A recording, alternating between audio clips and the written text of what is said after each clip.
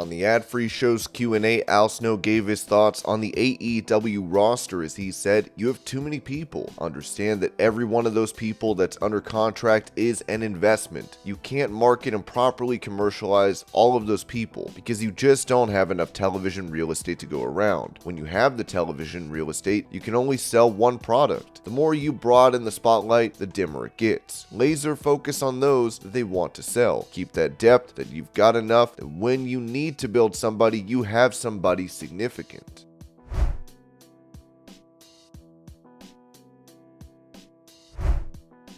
Touching on John Cena still wrestling after all these years, Seth Rollins told Pro Wrestling Illustrated, "John's the GOAT, man. John's the best. John is incredible. And you know, I'm a footnote, really, in his career. John influenced so many talents over the years. He was a generational guy. For me, though, on the other side of that, John influenced what I do so heavily. I took a ton of inspiration from John. I learned a lot being in the ring with John. I learned a lot watching John behind the scenes. And John still is a mentor to me even now, even though he isn't around that often."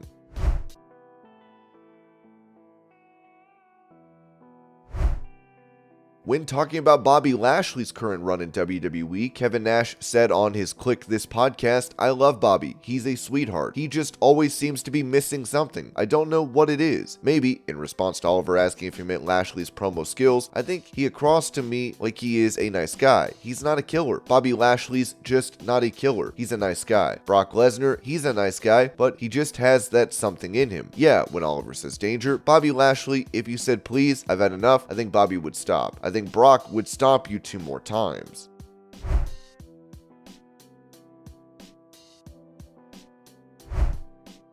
Speaking about a potential matchup between him and Brock Lesnar, Intercontinental Champion GUNTHER told the Rob Brown Show, "Brock is a 1 in a million guy, 1 in 10 million. I always liked those guys that have stood out from the pack. I stopped watching wrestling for a while when I was a teenager, and then I got back into it again when I started training. There was a time when Brock was young, and he was wrestling Eddie Guerrero and Big Show and Kurt Angle, and the guy was fantastic. I always loved his matches and was very impressed with that, and also with the recent years in WWE. I always thought it would a thing for wrestling in my style. That's my in-boss. I've been portrayed as the in-boss in wrestling for a lot of the guys, but I think Brock could be my end-boss. I really hope the match goes down at some point."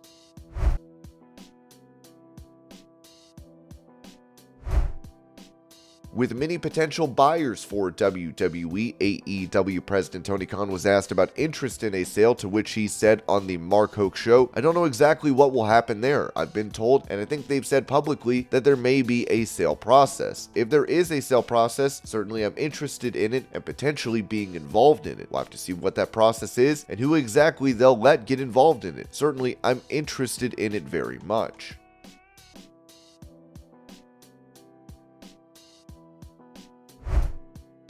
Giving a health update on superstar Billy Graham, a friend wrote on his GoFundMe page, "Friends, Wayne has had a very rough run lately. He coded, but God decided that it was not his time to go and brought him back to us. He is going on over 3 weeks in the Mayo Hospital ICU. Checked into a rehab center and is now back at the Mayo. He is dealing with a myriad of very serious health issues, a major infection in his ears and skull that may take 6 months of intravenous IVs, congestive heart failure, diabetes, hearing loss as a result of the infection, and the list goes on.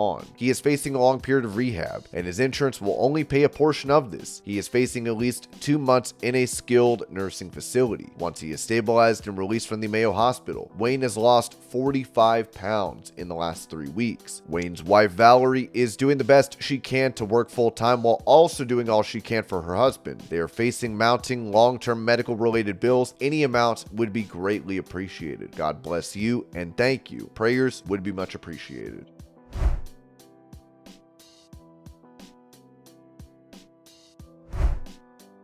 Taking to Twitter to defend former NXT star Nash Carter, who was fired over a picture of him throwing up a Roman salute with a mustache similar to that of Hitler's, AEW champion MJF wrote, "Part 1. Everyone's afraid of talking honestly, so I will. Zachary Wentz isn't an anti-Semite. I lived with him. The fact he's not on TV right now because a girl who got caught lying about abuse couldn't handle a breakup and posted a photo of him doing something in jest is wild. Part 2. When a wrestler who shall remain nameless keyed my car and called me a kike, Zachary went out of his way when everyone else turned a blind eye to check in on me. The court of Twitter can sometimes get dirtbags out of our industry, but the court isn't always right."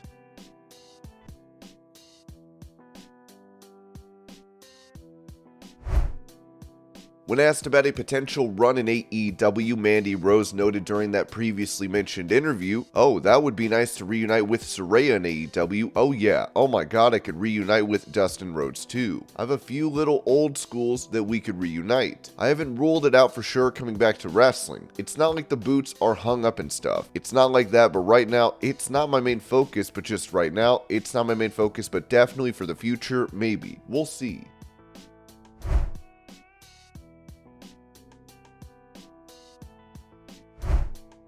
Revealing that plans had been altered for Cody Rhodes at WrestleMania, Dave Meltzer explained on Wrestling Observer Radio, "The key to this is that they are not creating a new championship on the Saturday night show. Yeah, they were talking about doing a second title on Saturday night. If it was Roman and The Rock, then they were going to create a championship on Saturday night that Cody would have probably ended up winning. But it was Cody, Drew, or Rollins that was going to come out of that one. They were creating a second one because they want to go back to 2 titles. It was also noted that Cody Rhodes has been a huge draw for WWE. He's a draw. I mean, Sammy is a draw, but Cody is a draw. In the weekend, at house shows in Columbus, Georgia, and Pensacola, the advances were the same, 2,000 to 2,500, that they do everywhere else. In fact, it was lower than usual. They were normal advances. Cody wins the Rumble, and then they announced that Cody is working those 2 shows, and they did the all-time record gates in both Columbus, Georgia, and Pensacola, Florida. You know, about 6,000 people in both shows, a little under 6. But for house shows, last year you could probably count on one hand. You know, except for a Garden House show, some of the Canadian ones were big. There was a big one in Sacramento where Roman Reigns worked on 6,000 to 7,000. WWE house shows don't usually draw like that, so he's a mover, at least right now.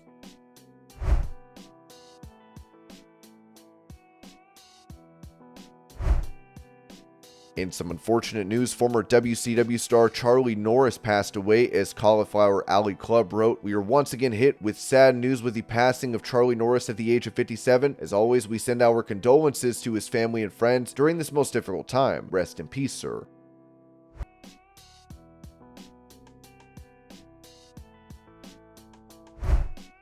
With AEW star Ricky Starks seen backstage with Cody Rhodes at the Royal Rumble, the American Nightmare addressed this, telling Sports Mail, "Yeah, what an idiot though, right? Listen, it's one of those things where the locker room have crossover. People are married to other people from other locker rooms. People are friends. This is a kid I started on his journey at my former home, and obviously I want to follow and see his journey, but I will say it's probably best that none of my friends come and visit me at the shows anymore. We don't need security cam footage of that. Poor dude. Hope he didn't get in any trouble. I don't think he did. He was there to support a friend who had been absolutely down and out with a pec injury. Ricky was one of the guys who nursed me through it to a degree and helped remind me of who I can be. I was happy to have him, and I had some other friends there. The other friends stayed on the bus because they were not crazy yahoos. Hopefully, we can watch each other from a distance. I don't want to cause any strife between any places. We all love the same thing. It's the squared circle. It's the wrestling industry. And I always think I don't have any rules. There are rules, so..."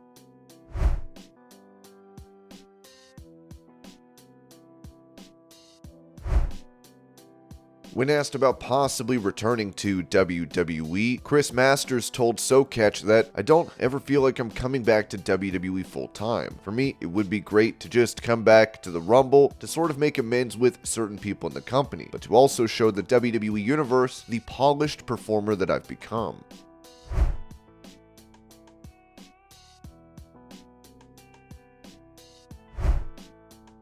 In an update on Jerry the King Lawler, Action 5 News reported that Memphis wrestling legend Jerry Lawler is recovering after having a stroke at his home in Fort Myers, Florida. Lawler, 73, has undergone surgery and is recovering at a Florida hospital. Lawler celebrated his 50th anniversary in the wrestling ring back in 2020. His storied career includes decades of wrestling in Memphis with WWE and traveling the world.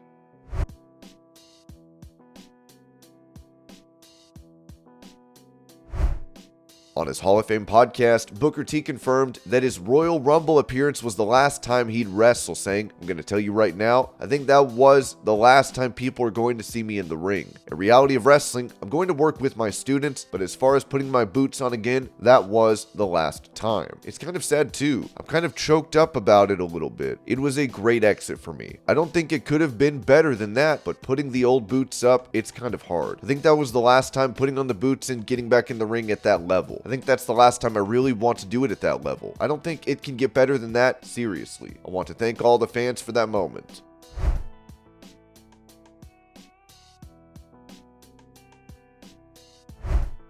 Touching on FTR's relationship with the Young Bucks, Dax Harwood noted on his podcast that it felt like we were the backdrop. I felt that the company was everything that he had been promised. You know, I think I told you this when we were talking about our debut when we come in. We were promised that the tag team division was going to be built around these two teams, and I felt that it wasn't being built around us. I felt that we were lied to at the time. I felt that we were being lied to, and I think that my relationship with Tony got even more strained. I felt that the relationship with the Bucks completely deteriorated because of that. Look, dude, I'm here right now on this podcast telling you and the world that I take the blame for that. I take the blame for it because I shouldn't have taken wrestling so seriously.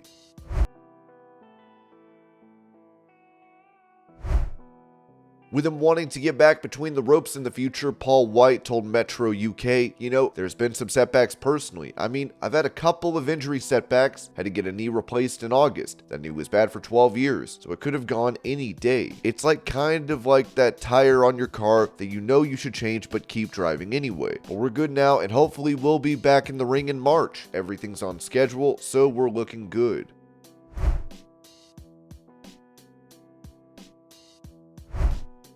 When it comes to the promo segment on Raw between Cody Rhodes and Paul Heyman, Dave Meltzer said on Wrestling Observer Radio, this was done because they were well aware of how hot the Sami Zayn thing is, and it was imperative to not have this WrestleMania main event angle feel secondary. So they knew going in that they had to do something, and they did. It's very important to the entire company that the Cody match is not the secondary match, but it's also important that people don't look at it as a competition between the two of them, Rhodes and Zayn, and then the people get behind Sami Zayn, and then that screws up Cody as a babyface. Ringside News additionally noted that Michael Hayes was responsible for the physicality, as slight as it was, between Cody Rhodes and Paul Heyman during their segment on Raw this week. He had nothing to do with what they said, although that physicality was very important to the storytelling.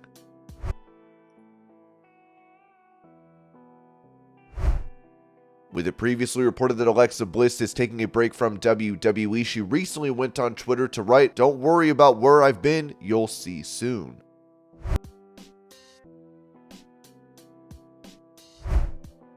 On Wrestling Observer Radio, Dave Meltzer gave a status update on former AEW champion CM Punk, saying they are lacking in that babyface position, something fierce. They had a shot with MJF, obviously they did the double cross on that, and MJF was great as a heel tonight, but they don't have the guy. Punk's not going to be the guy either. I know some people might say, well, Punk's coming back. Punk may come back. He will be available to come back if they want to use him in a couple of months. It's not like it's so far in the future. And of course, if they were to bring Punk back, that opens up a lot of other issues that we can talk about another day.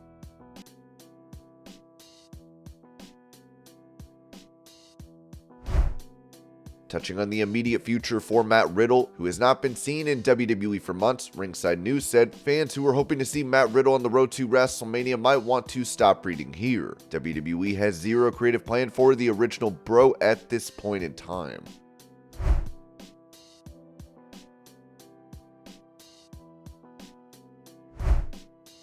Speaking of WrestleMania plans, Ringside News also said a Hell in a Cell match was always planned for WrestleMania. There was a point when it was discussed to move it to the Royal Rumble, but that didn't happen because of Edge's filming commitments with the Percy Jackson Disney Plus series.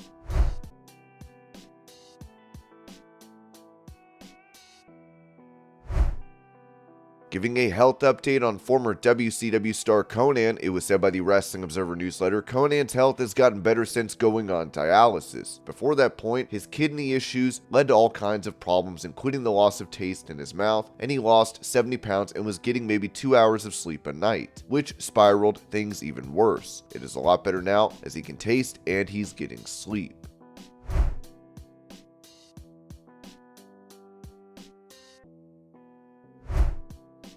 As Mercedes money is now working for New Japan, details regarding her pay were given, with the Wrestling Observer saying the story that was going around that Mercedes money was making more than Chris Jericho made here is incorrect. It's not even close. The money is not at the level she could get with WWE or AEW. It's certainly very good money on a per appearance basis, but that would tell you she's doing it for the experience and bucket list idea of wanting to, at one point in her prime, work against the top Japanese women wrestlers in Japan.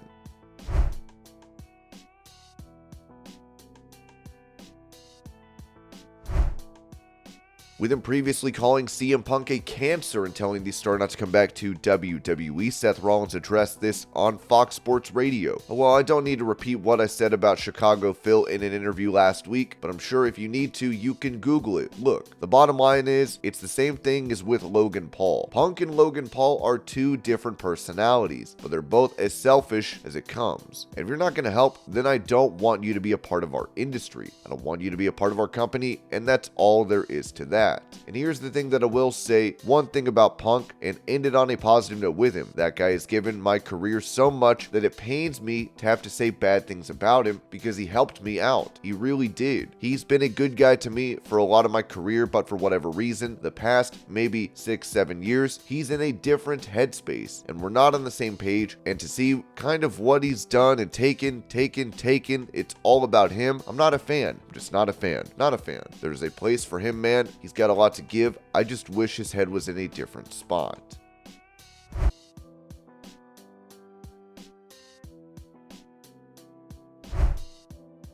On AEW Dynamite, the world champion MJF recalled a story from his youth, driving with a girl, as he said, "The most infectious smile you've ever seen. She was perfect. We hopped into my blue Camaro, I got to driving, and she got to work and distracting me. Once she was done, I put the pedal to the metal, but it was, unfortunately, raining like cats and dogs. We then hydroplaned and went spinning off the road. I panicked and hit the accelerator instead of the brake. At 90 miles per hour, we hit a telephone pole." It was then added that MJF switched seats with the girl to take the blame off of him, as fans apparently called the police, with the 434 Facebook page saying police received over 300 phone calls last night following the MJF promo last night on AEW Dynamite. The Nassau Police Department reported that they were flooded with over 300 phone calls following the promo by MJF. The police have released a statement saying they will be investigating the claims, but believe it was to do with a fictional story on a television show.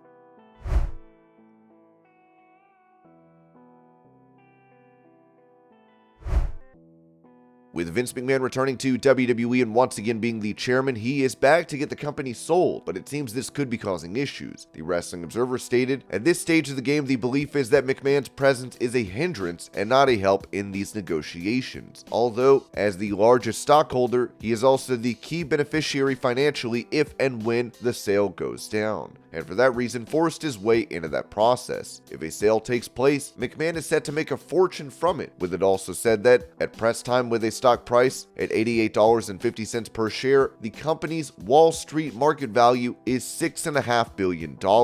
If the WWE was sold for $8 billion, this is roughly what the key people in the company would make from the sale: $2,552,969,558. Stephanie McMahon, $170,842,415. Linda McMahon, $50,320,000. Kevin Dunn, $24.2 million. Nick Khan, $13.8 million. Frank Riddick, $10.9 million. And Paul Levesque, $8.3 million.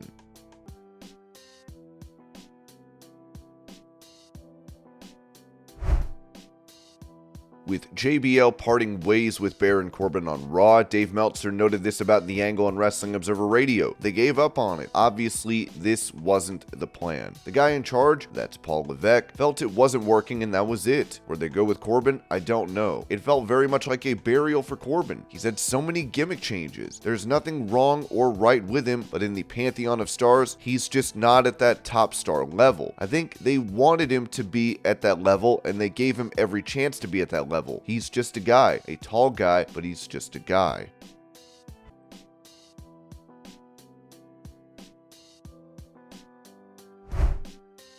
Mentioning the surge of Cody Rhodes in WWE, Eric Bischoff gave his reason behind this on Keeping It 100. I'm going to put my conspiracy right on here because I've been in the room and heard certain conversations throughout my entire career. Enough of them to lead me to believe there's always a little something else behind the scenes. But how sweet if look, I'm gonna talk about if it was me, alright? If I was running WWE and this AEW thing comes along and there's this, little fight going back and forth. But now, if I'm me and I see Cody get there and go and make me go, oh man, I wish I would have listened a little more. Here's what I'm gonna do. I'm gonna bring him back and I'm gonna make him the biggest star ever in about 7 minutes so that everybody in AEW is going, damn, I should have jumped first.